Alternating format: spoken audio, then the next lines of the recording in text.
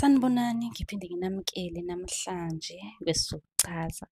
Bengicela-ke bakithi ukuthi uma ukuthi-ke usanda kufika kule channel, ngiyazi khona bathi ngiyalanda but ngiyazi kusuke kunabantu abasha abangenayo.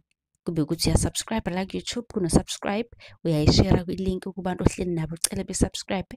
Uma uyibuka ku-TikTok, sicela ukuthi-ke ufollowe, ucomment ukuthi wena ufisa sikuchazele lithini ngoba njalo siyachaza.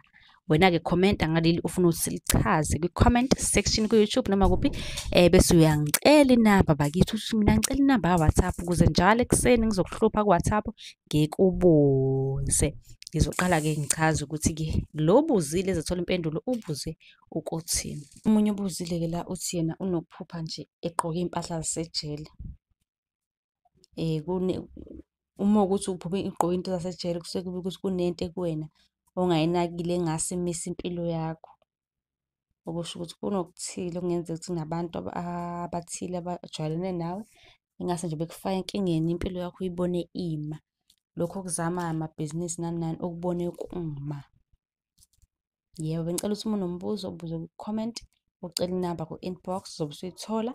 Kube ukuthi-ke usibuza njalo ekuseni sikuchazele lokho okubuzayo nesale kahle.